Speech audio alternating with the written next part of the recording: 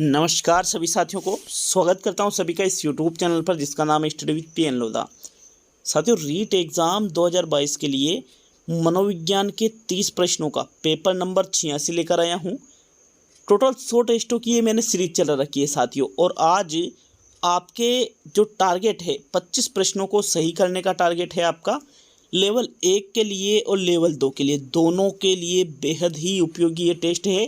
तो चलिए शुरू करते हैं आज के इस वीडियो को। पहला प्रश्न देखेंगे साथियों, आपके प्रश्न नंबर 1 है, यदि गणित का अधिगम भौतिकी अधिगम में सहायक है तो यह है शून्य स्थानांतरण, लंबवत स्थानांतरण, सकारात्मक स्थानांतरण और नकारात्मक स्थानांतरण। तो देखिए यहाँ पर सहायता की जा रही है एक विषय से यहाँ पर, तो साथियों नकारात्मक स्थानांतरण इसको हम नहीं कह सकते, और किसी भी प्रकार का प्रभाव नहीं पड़े, ना ही तो सकारात्मक ना ही नकारात्मक, तो फिर उसको शून्य भी नहीं कह सकते साथियों। यहाँ पर देखिएगा, अब बात की जा रही है यहाँ गणित का अधिगम भौतिकी अधिगम में सहायक है, तो सहायक है मतलब सहायता दे रही है, तो फिर उसको सकारात्मक स्थानांतरण के नाम से जाना जाएगा। तीसरा विकल्प आपके पहले प्रश्न में सही है।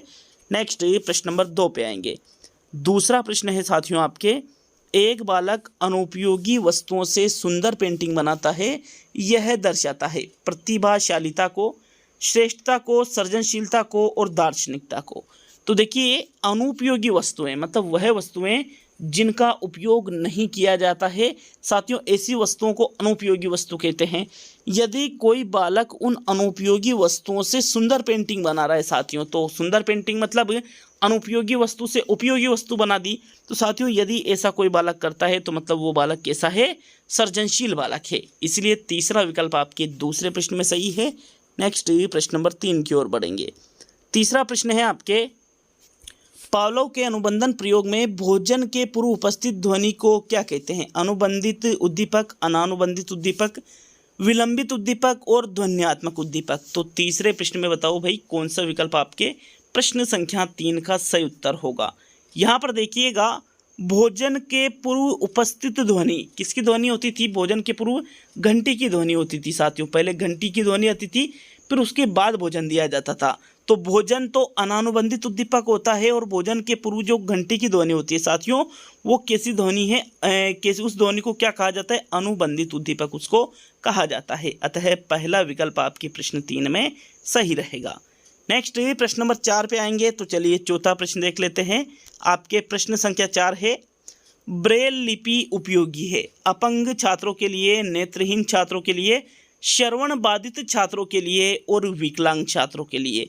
तो साथियों प्रश्न नंबर 4 का सही उत्तर बताओ, आपके प्रश्न संख्या 4 में कौन सा विकल्प सही रहेगा? तो देखिए जो ब्रेल लिपि है, ये जो नेत्रहीन बालक होते हैं साथियों, जिनको दिखाई नहीं देता है, उन बालकों के लिए ब्रेल लिपि को उपयोगी माना जाता है। सभी को पता होगा कि ब्रेल लिपि का आविष्कार लुईस ब्रेल के द्वारा किया गया था। किसके द्वारा किया गया था? लुईस ब्रेल के द्वारा ब्रेल लिपि का आविष्कार किया गया था, जो कि नेत्रहीन बालकों के लिए उपयोगी है। और जो नेत्रहीन बालक होते हैं वो ब्रेल लिपि के माध्यम से ही शिक्षा ग्रहण करते हैं। तो सेकंड विकल्प आपके चौथे प्रश्न में सही है। नेक्स्ट प्रश्न नंबर 5 पे आएंगे। चलिए पांचवा प्रश्न देखेंगे। आनुवांशिक सूचना की इकाइयाँ डीएनए निर्मित गुणसूत्र कहलाते हैं। तो गुणसूत्र कहलाते हैं, जीन कहलाते हैं, डीएनए कहलाते हैं और आरएनए कहलाते हैं। तो देखिए अनुवांशिक सूचना की इकाइयाँ किसको कहा जाता है? अगर आपको ये पता है तो इसका आंसर आसानी से दे सकते हो। या फिर डीएनए निर्मित, तो डीएनए से निर्मित है तो उसको डीएनए तो कहेंगे नहीं। गुणसूत्र है साथियों, तो उस गुणसूत्र को क्या कहेंगे? गुणसूत्र को, डीएनए निर्मित गुणसूत्र को जीन के नाम से जाना जाता है। किस नाम से जाना जाता है? जीन के नाम से। विकल्प जो 2 है आपके प्रश्न संख्या 5 का बिल्कुल सही आंसर है। चलिए नेक्स्ट प्रश्न नंबर 6 की ओर बढ़ेंगे। तो आपके छठा प्रश्न देख लेते हैं। प्रश्न संख्या 6, पूर्व संक्रियात्मक अवस्था का एक पक्ष जिसमें यह विश्वास की निर्जीव वस्तुओं में जीवन जैसे गुण होते हैं और वे कार्य करने में भी सक्षम होते हैं कहलाता है आत्मकेंद्रिता, वस्तु स्थायित्व, जीववाद और अमूर्त चिंतन। तो बताइए प्रश्न संख्या 6 में इनमें से कौन सा विकल्प आपका सही आंसर है? देखो अमूर्त चिंतन पूर्व संक्रियात्मक अवस्था में होता ही नहीं है, क्योंकि अमूर्त चिंतन तो जो औपचारिक संक्रियात्मक अवस्था है या फिर जो अमूर्त संक्रियात्मक अवस्था है उस अवस्था में होता है साथियों। तो ये तो आपका आंसर हो ही नहीं सकता।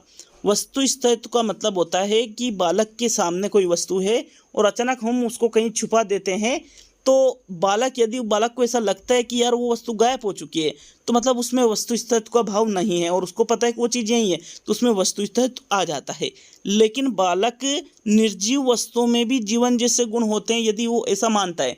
जैसे कहीं जा रहा है, गिर गया, सड़क पर गिर गया, रोता है और कहता है कि सड़क ने मुझे चोट पहुंचाई और सड़क को मारने लगता है।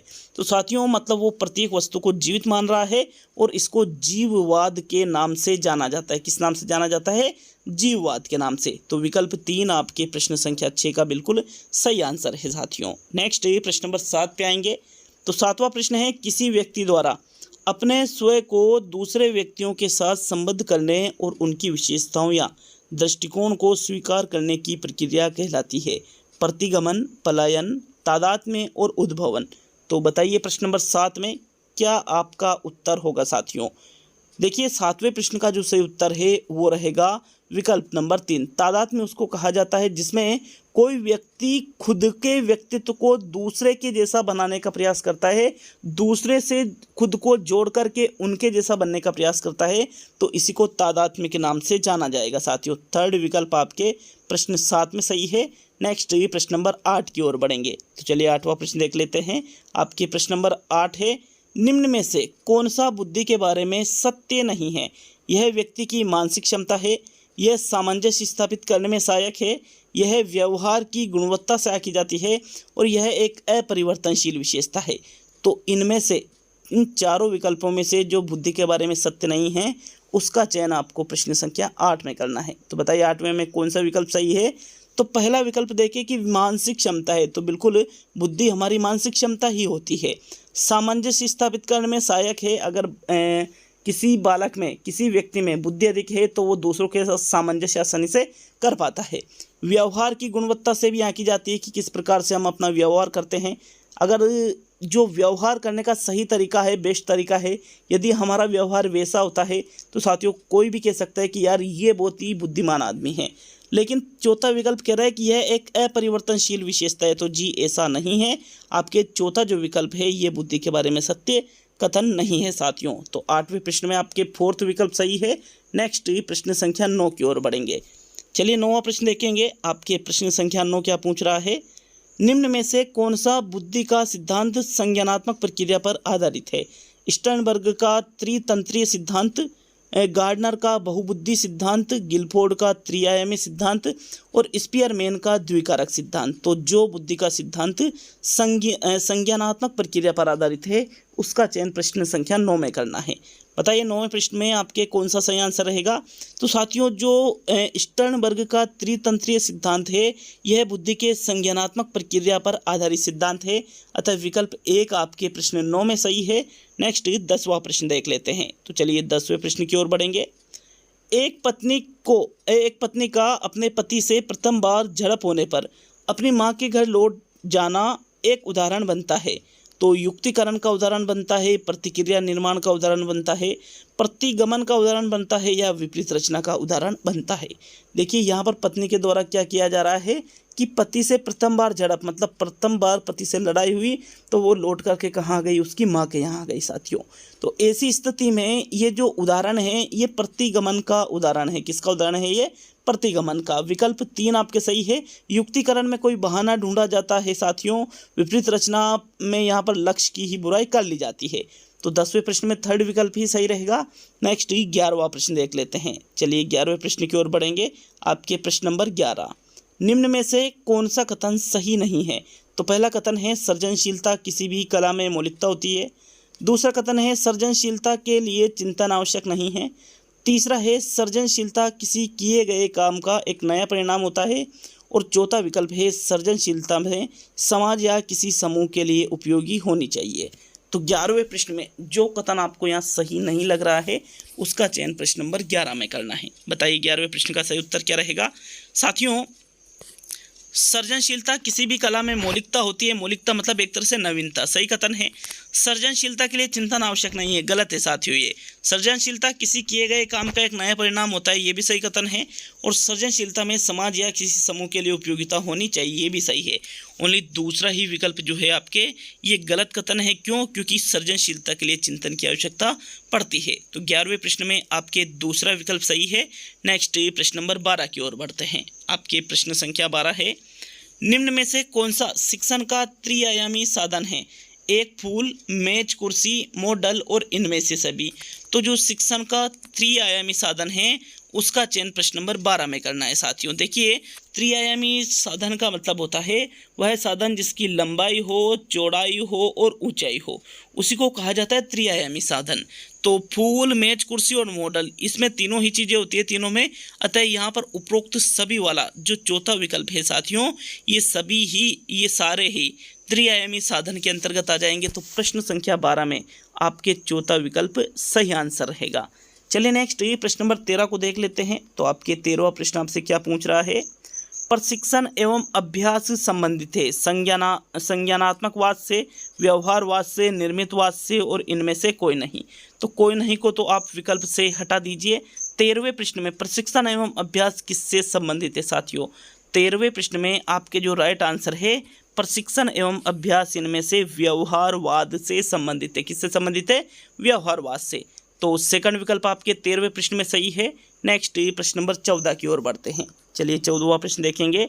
आपके प्रश्न संख्या 14, अंतर्दृष्टि अधिगम परिणाम है किसका? पुनर्बलन का, उद्दीपन अनुक्रिया का, समाग्रतिक प्रत्यक्षण का और उद्दीपन सामान्यीकरण का। तो 14वें प्रश्न में अंतर्दृष्टि अधिगम जो होता है यह किसका परिणाम माना जाता है? देखिएगा, अंतर्दृष्टि अधिगम गेस्टाल्टवादियों की देन है साथियों, और यह समग्रकृति प्रत्यक्षण का परिणाम माना जाता है। क्योंकि गेस्टाल्टवादी कहते हैं कि जब भी हमारे सामने कोई समस्या हो तो वो पूर्ण रूप में होना चाहिए, समग्र रूप में होना चाहिए साथियों, तभी हमारा मजो मस्तिष्क से उसको सही तरीके से समझ करके अंतर्दृष्टि के माध्यम से उसका समाधान कर सकता है। तो तीसरा ही विकल्प 14वें में सही है। नेक्स्ट प्रश्न नंबर 15 को देखेंगे। तो 15वां प्रश्न है आपके, क्रिया प्रसूत साहचर्य मुख्यतः किसकी भूमिका पर बल देता है? अधिगम सामग्री की भूमिका पर, शिक्षक की भूमिका पर, वातावरण की भूमिका पर और पुनर्बलन की भूमिका पर। तो 15वें प्रश्न का बताओ भाई राइट आंसर, कौन सा विकल्प आपका सही रहेगा? प्रश्न को समझ लीजिएगा साथियों। क्रिया प्रसूत साहचर्य मुख्यतः किस पर बल देता है? पुनर्बलन पर बल देता है। क्योंकि क्रिया प्रसूत अनुबंधन के सिद्धांत में स्किनर ने पुनर्बलन पर बल दिया है। अतः फोर्थ विकल्प आपके प्रश्न 15 में सही है। सभी को पता होगा क्रिया प्रसूत अनुबंधन में पहले क्रिया कराई जाती है साथियों, और उसके बाद में यदि क्रिया सही हुई तो पुनर्बलन दिया जाता है। अतः फोर्थ विकल्प ही सही रहेगा प्रश्न संख्या 15 में। नेक्स्ट प्रश्न संख्या 16 की ओर बढ़ेंगे। तो आपके 16वां प्रश्न देख लेते हैं। प्रश्न नंबर 16 है, जिन बालकों की शैक्षिक उपलब्धि अपने आयु के अन्य बालकों से निम्न रहती है कहलाते हैं? पिछड़े बालक, मंदबुद्धि बालक, मंदित मना बालक और बाल अपराधी। तो साथियों एक प्रश्न मैंने अभी एक टेस्ट लिया था, अभी क्या 5-7 दिन पहले एक टेस्ट लिया था साथियों। वह टेस्ट था मेगा टेस्ट एसएसटी और रीट लेवल 1 के लिए 150 प्रश्नों का। इसमें मैंने एक प्रश्न दिया था कि बाल अपराधी की आयु होती है, तो 18 वर्ष आपका आंसर बताया था। लेकिन साथियों इसमें संशोधन किया गया है, बाल अपराधी की आयु कितनी कर दी गई है? 16 वर्ष कर दी गई है। तो ये आपको बताना है कि जो 16 वर्ष से कम आयु के बालक होते हैं वो बाल अपराधी कहलाते हैं। तो यहाँ बाल अपराधी तो आपका आंसर नहीं है। तो देखो, वो अपराध करे तभी बाल अपराधी कहलाएंगे, ठीक है। तो शैक्षिक उपलब्धियां कम हैं तो इसको बाल अपराधी नहीं कह सकते साथियों। प्रश्न संख्या 16 में आपके पहला विकल्प सही है, उन बालकों को पिछड़ा बालक कहा जाता है। 16वें प्रश्न में प्रथम विकल्प सही रहेगा। नेक्स्ट ये प्रश्न नंबर 17 की ओर बढ़ते हैं। तो 17वां प्रश्न देख लेते हैं। जब व्यक्ति असफलता, दुख, पीड़ा को बलपूर्वक भूलने का प्रयास करता है तो इसे कहते हैं प्रतिगमन, दमन, शमन और प्रक्षेपण। साथियों यहाँ पर दो चीज़ें होती है, एक तो दमन और एक शमन। दोनों चीज़ें अलग अलग है। दमन में हम इच्छाओं को दबाते हैं, दमन में हम इच्छाओं को दबाते हैं, जो हमारे मन में इच्छाएं उत्पन्न होती है। यार मैं गाड़ी ले लूँ, मैं एक कोई सी कार ले लूँ, या मैं ये मोबाइल ले लूँ, ये हमारी इच्छा होती है साथियों, जो हम चाहते हैं कि ऐसा हो जाए, लेकिन वो पूरी नहीं हो पाती है तो फिर हम उसका क्या कर देते हैं? दमन। लेकिन जो चीज़ें हम नहीं चाहते हैं लेकिन फिर भी वो हमें मिल जाती है, जैसे दुख, पीड़ा, तो साथियों इनको यदि हम दबाते हैं तो इसको शमन कहा जाता है। विकल्प 3 आपके प्रश्न नंबर 17 में सही रहेगा। नेक्स्ट 18वें प्रश्न को देख लेते हैं। तो आपके प्रश्न संख्या 18 आपसे क्या पूछ रहा है, देखते हैं साथियों। प्रश्न संख्या 18 को 18वां प्रश्न, रुचि के संप्रत्यय के 3 मुख्य पक्ष निम्न में से किस विकल्प में दिए हुए हैं? वंशानुक्रम, मूल प्रत्यय और विचार, जानना, अनुभव करना और मूल प्रत्यय, ज्ञानात्मक, क्रियात्मक और भावात्मक, और वंशानुक्रम, क्रियात्मक और अनुभव करना। तो 18वें प्रश्न का राइट आंसर बताओ भाई, आपके कौन सा विकल्प प्रश्न संख्या 18 का सही उत्तर होगा। साथियों रुचि के संप्रत्यय के 3 मुख्य पक्ष जो होते हैं वो पक्ष होते हैं ज्ञानात्मक पक्ष, भावात्मक पक्ष और क्रियात्मक पक्ष। ठीक है, तो ज्ञानात्मक, क्रियात्मक, भावात्मक, यहाँ पर आपका जो तीसरा विकल्प दे रखा है प्रश्न संख्या 18 में, यही आपका सही उत्तर है। नेक्स्ट 19वें प्रश्न को देख लेते हैं। तो आपके प्रश्न संख्या 19, निम्न में से उपलब्धि अभिप्रेरण पर किन लोगों ने काम किया? फ्रायड व यूंग ने, मिलर व डोलार्ड ने, मैस्लो व मैकडूगल ने और मैक्लीलैंड व एटकिंसन ने। तो इनमें से जिसके द्वारा उपलब्धि अभिप्रेरणा पर कार्य किया गया उनका नाम प्रश्न संख्या 19 में बताइएगा। कौन सा विकल्प आपके 19वें में सही है? तो साथियों उपलब्धि अभिप्रेरणा पर डेविड मैक्लीलैंड और एटकिंसन के द्वारा कार्य किया गया। उपलब्धि अभिप्रेरणा क्या होती है? जिसमें व्यक्ति क्या करता है साथियों, हमेशा आगे बढ़ा रहने के लिए प्रयासरत रहता है और जीवन में हमेशा ऊंचाइयों को छूने की उसकी कोशिश होती है। तो फोर्थ विकल्प आपके 19वें में सही है। नेक्स्ट 20वां प्रश्न देख लेंगे। तो आपके प्रश्न संख्या 20 क्या पूछ रहा है? मैस्लो का प्रेरकों का वर्गीकरण है जन्मजात व स्वाभाविक, जन्मजात व अर्जित, जैविक व जन्मजात और सामाजिक व कृत्रिम।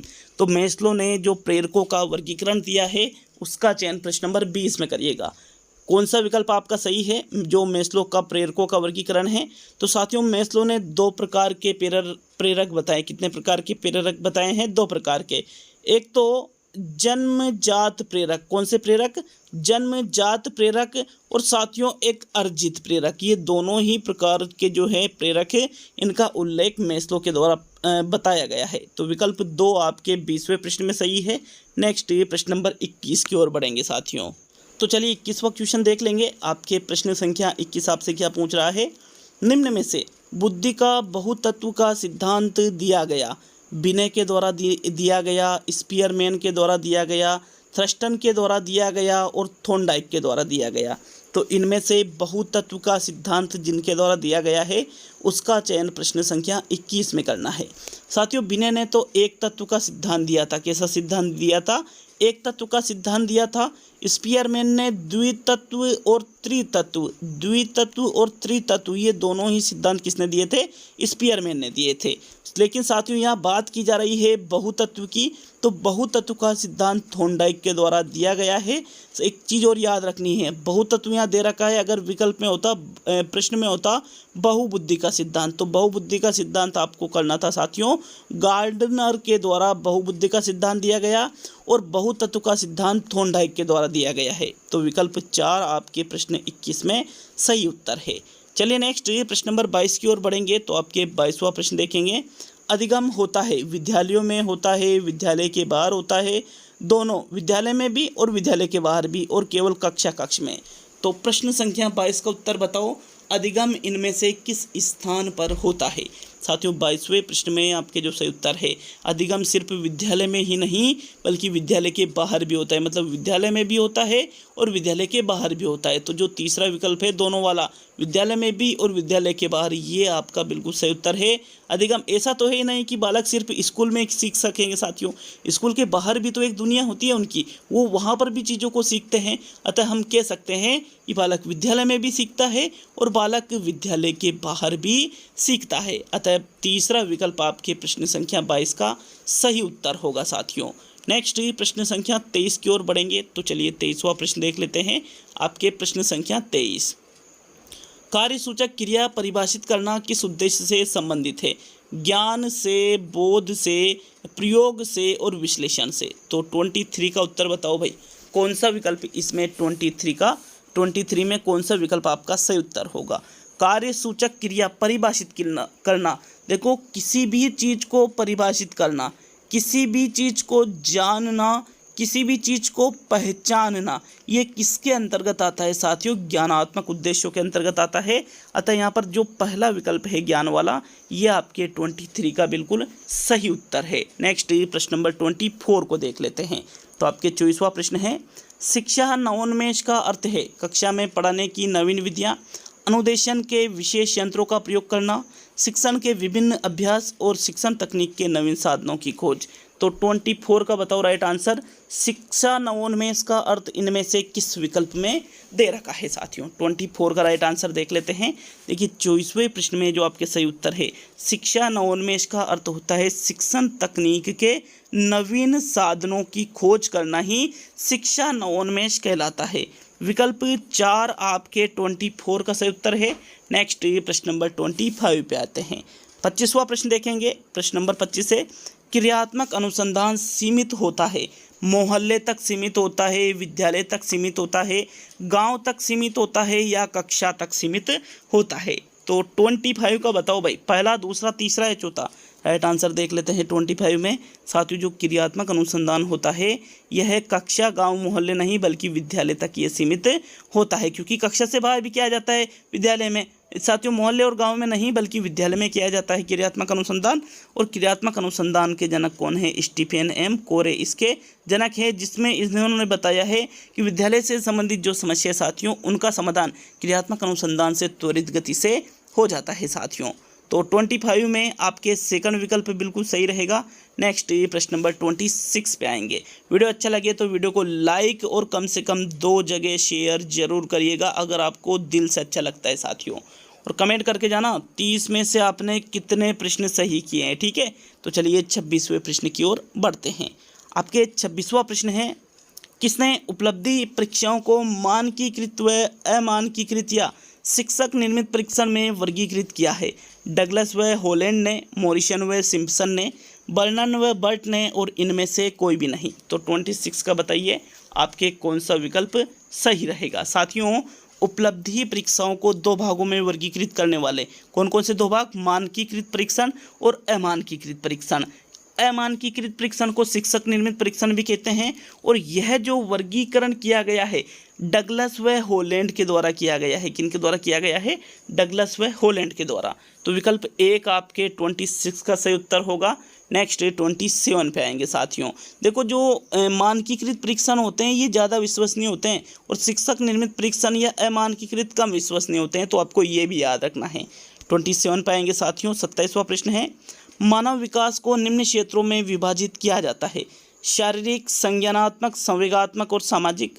संवेगात्मक, संज्ञानात्मक, आध्यात्मिक और शारीरिक। मनोवैज्ञानिक, संज्ञानात्मक, संवेगात्मक और शारीरिक।